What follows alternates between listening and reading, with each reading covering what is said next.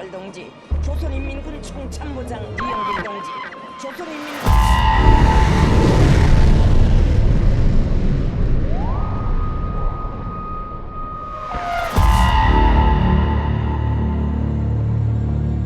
दुनिया की नजरें इस वक्त मिडिल ईस्ट पर टिकी हैं। अमेरिका और ईरान एक दूसरे के खिलाफ ताल ठोक रहे हैं, लेकिन इसी बीच सुदूर पूर्व से एक ऐसी खबर आई जिसने दुनिया के डिफेंस एक्सपर्ट के माथे पर बल डाल दिए हैं।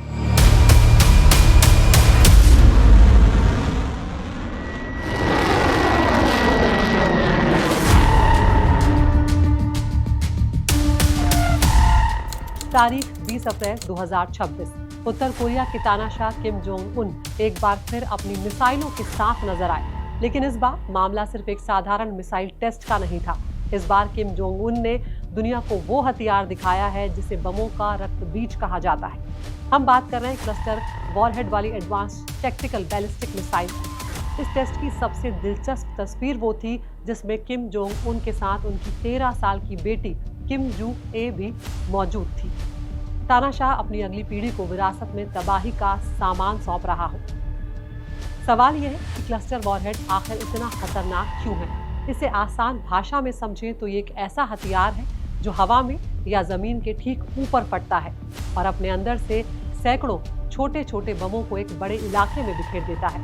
यानी दुश्मन को संभलने का मौका भी नहीं मिलता और एक बड़े दायरे में सब कुछ राख हो जाता है।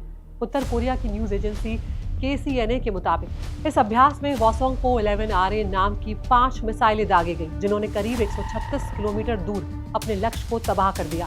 लेकिन यहाँ एक बड़ा सस्पेंस भी है। उत्तर कोरिया का दावा यह है कि ये मिसाइलें जमीन से दागी गई, लेकिन जापान और दक्षिण कोरिया की सेनाओं का शक कुछ और ही है। दक्षिण कोरिया और जापान के अधिकारियों ने नोटिस किया कि ये लॉन्च सिनपो इलाके से हुए हैं, जो समंदर के बिल्कुल किनारे हैं, और उनका मानना है कि ये मिसाइलें मुमकिन है कि किसी पनडुब्बी से दागी गई हो। अगर ये सच है तो ये दक्षिण कोरिया और अमेरिका के लिए बहुत बुरी खबर है, क्योंकि पनडुब्बी से होने वाले हमलों को डिटेक्ट करना और रोकना बहुत मुश्किल होता है। उत्तर कोरिया का कहना है कि इस परीक्षण का मकसद क्लस्टर बम और फ्रेगमेंटेशन माइन वॉरहेड की ताकत को जांचना था। ये वो तकनीक है जो अंतर्राष्ट्रीय स्तर पर विवादों में रहती है, क्योंकि इसके छोटे छोटे बम अक्सर फटते नहीं हैं और सालों तक आम नागरिकों के लिए खतरा बने रहते हैं। आखिर किम जोंग उन इस वक्त इतने खतरनाक हथियार क्यों बना रहे हैं? इसका जवाब साल 2019 के उस इतिहास में छिपा है जब डोनाल्ड ट्रंप और किम जोंग उन के बीच बातचीत नाकाम हो गई थी।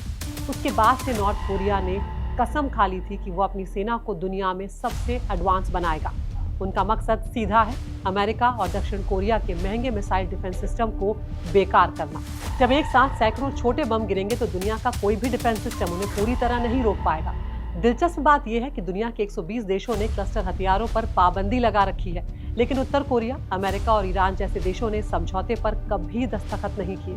साफ है, किम जोंग उन आने वाली किसी भी बड़ी जंग के लिए खुद को तैयार कर चुके हैं।